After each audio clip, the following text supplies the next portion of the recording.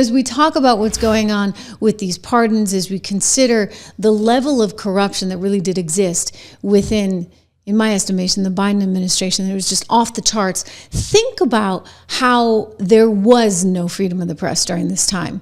A couple of former Politico reporters have come forward and they're talking about, remember that great day, the spies who lied to us, all of those spies, the 51 ex-spooks and hacks that were brought together to sign this letter saying, the Hunter Biden laptop is not real. It is just Russian misinformation fed to you by one Rudy Giuliani.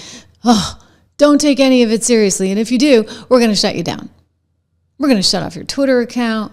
We're going to make sure that nobody can advertise with you. Don't forget, this is how these newspapers make their money. It was pretty darn wild.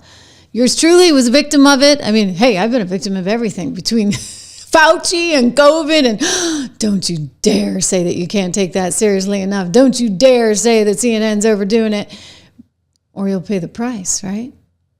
Don't ever suggest that COVID might have some political elements to it as well. I mean, heck, let's be honest. I warned you at the time the Democrats would take it for everything it was worth, and sure enough, they did.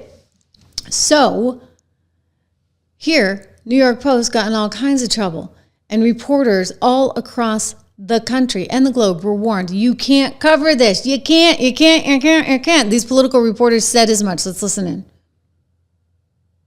Another great example, when Politico did that terrible, ill-fated headline.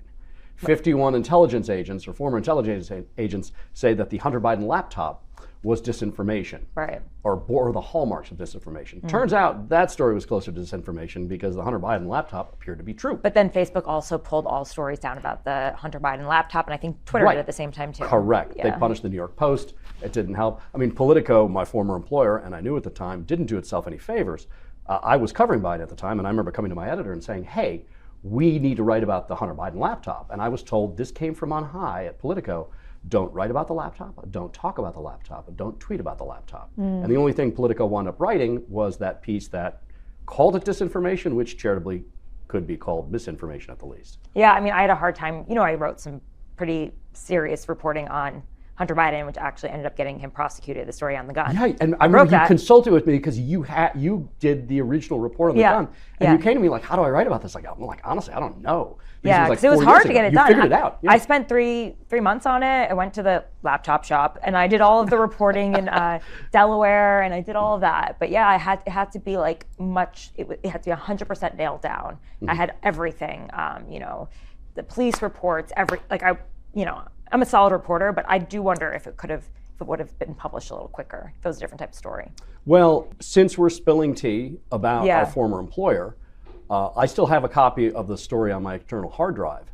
In 2019, a rival presidential Democratic campaign of Joe Biden's gave to me the tax lien, the Oppo research, the tax lien on Hunter Biden for the period of time that he worked at Burisma.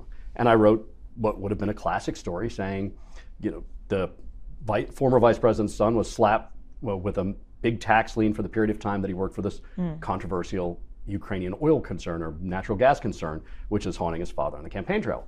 That story was killed by the editors, and they gave no explanation for that either. Interesting. So that general experience, you know, obviously the public doesn't know about those things, but as a reporter, having witnessed the way in which the two candidates we just get called like the terrible mainstream media. It's like you don't understand the process there. We also don't understand the dumb decision of cowardly editors. The man above us when we're trying to do our jobs. You know what I mean? We're just looking for scoops, man. The big bias is toward a good story. New podcast, and you know, look, I'm going to let you in on something too. I mean, this is one.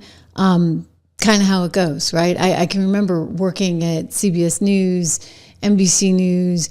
There were things that kind of had to go through the higher ups. Same thing at Fox, right? Every commentary I did, every single night. God, it drove me crazy. I was like, does Tucker have to go through this? Or is it just Trish? Every single commentary had to get approved, not just by my bosses, but by the woman who was in charge of the whole network. How crazy is that, right? And then you get these charges like it changes 5 minutes before air, and I'm like, this is nuts. We don't have to deal with that over here. It's a whole new ballgame, which is fantastic.